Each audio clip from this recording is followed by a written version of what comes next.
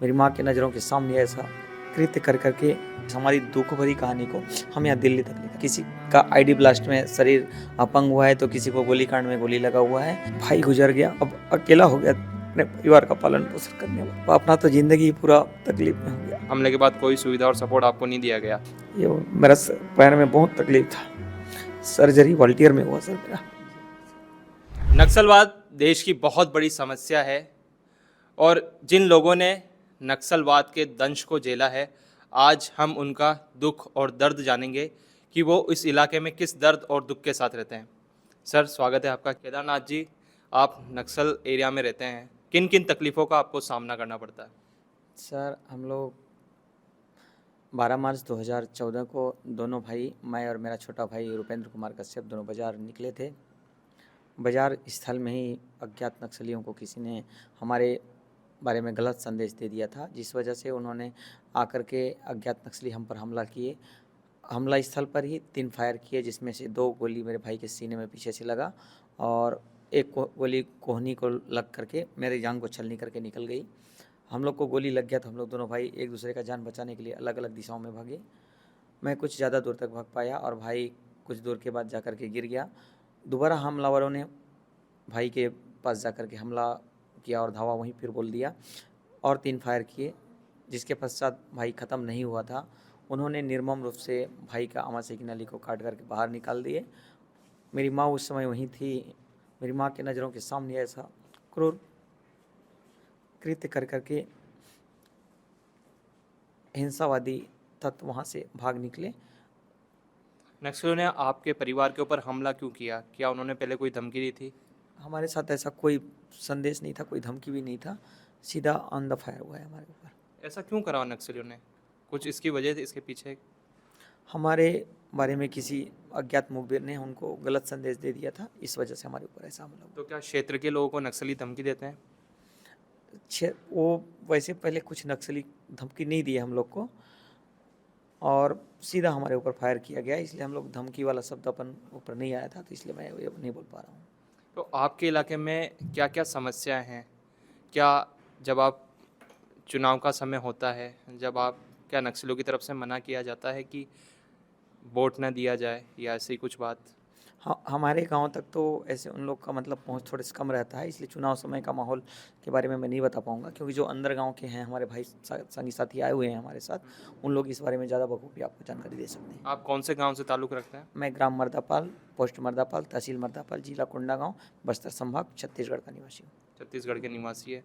क्या नक्सली वहाँ पर कुछ टैक्स भी लेते हैं, जबरन वसूली करते हैं? ऐसा कुछ जो सुनने में आता है कि हर परिवार से, गांव के जो निवासी हैं उनसे मंथली कुछ पैसा लेते हैं धमका के नक्सली कि हर महीने हमें कुछ पैसा दो ताकि आपकी सुरक्षा की जा सके। हमारे गांव तक में ऐसी कोई घटना या ऐसा मतलब माहौल आपने कभी सुना है कि ऐसा जी, आसपास के ऐसा गांव की कि गांव के लोगों से जी, नक्सली पैसे की मांग करते हैं, जबरन वसूली करते हैं? जी, ऐसा सुना हुआ है सर। जो प्रोटेक्शन मनी के रूप में वो लेते हैं कि अगर आप हमें पैसा दोगे तो आप सुरक्षित रहोगे। जी, वैसा होता है सर अंदर गाँव में, लेकिन अपने गाँव तक में उनका पहुँच बहुत कम रहता है। हम लोग के साथ जो घटना भी घटा है मर्दापाल से 6 किलोमीटर अंदर में हुआ है। तो क्या कभी आपने किसी नक्सली से बात करी? आपके सामने कभी वो रूबरू हुए कि वो क्या चाहते हैं? रूबरू हमसे हुआ सर, हमारे घटना के पश्चात हमारा तो साल भर तक बाज़ार बंद करवा दिया गया था। 1 साल बाद हमको बाज़ार करने का परमिशन दिया गया।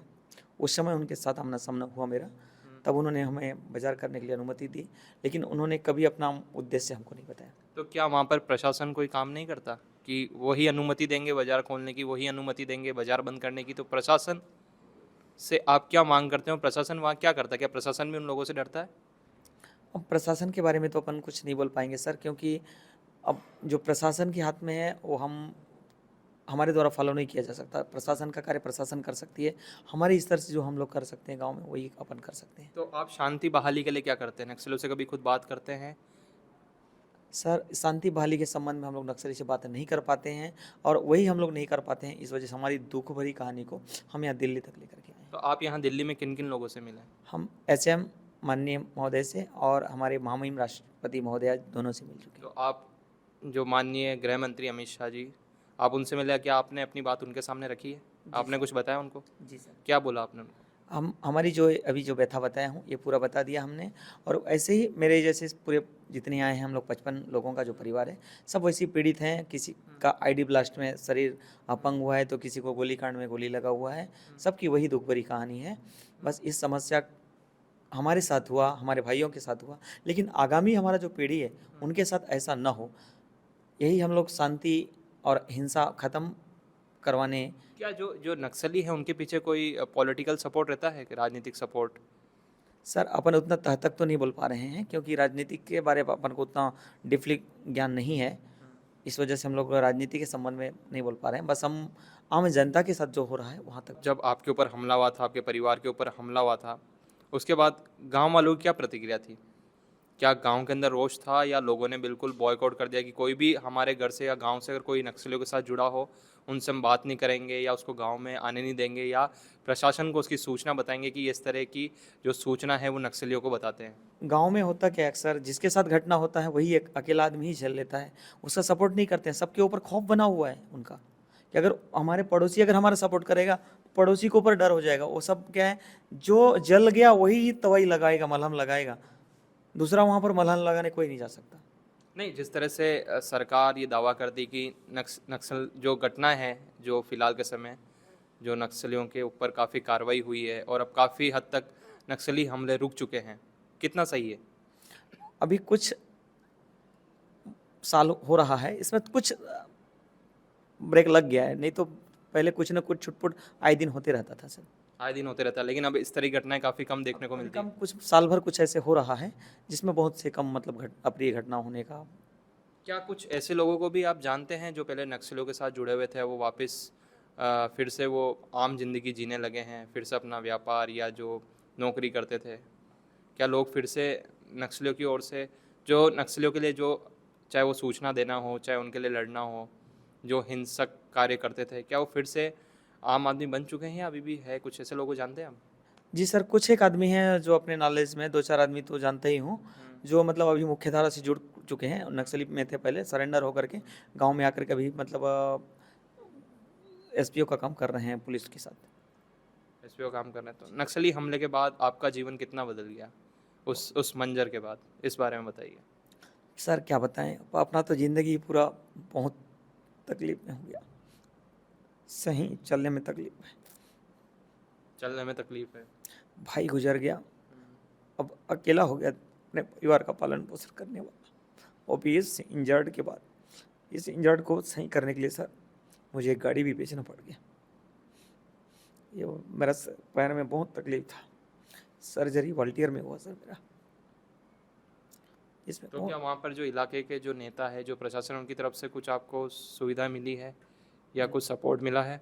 नहीं सर, कोई सपोर्ट और सुविधा नहीं मिला है। कोई सपोर्ट हमले के बाद, कोई सुविधा और सपोर्ट आपको नहीं दिया गया नक्सली हमले के बाद? नक्सली हमले के बाद इनको जो इलाके का प्रशासन है, जो नेता है या जो पॉलिटिकल पार्टी है, उनकी तरफ से इनको कोई भी सपोर्ट नहीं दिया गया है। इनका जीवन काफ़ी कठिनाई से गुजर रहा है नक्सली हमले के बाद। लेकिन ये फ़िलहाल दिल्ली आए हैं, इन्होंने राष्ट्रपति और गृह मंत्री से मुलाकात करी है और इसके बाद गृह मंत्री साहब ने बोला है कि नक्सलियों से पूरी तरह से निपटा जाएगा। उनका एक बयान भी आया था कि 1 साल के अंदर नक्सलियों का सफाया कर देंगे। कल ऐसा 1 साल और 2 साल के बीच में, 1 से 2 साल के बीच में नक्सलियों का सफाया कर देंगे। तो आपको कितना भरोसा है माननीय गृह मंत्री पर? पूर्ण भरोसा है सर। गृह मंत्री पर आपको पूर्ण भरोसा है कि अब नक्सलियों का अंत आ चुका है? जी सर। धन्यवाद केदार जी। धन्यवाद सर।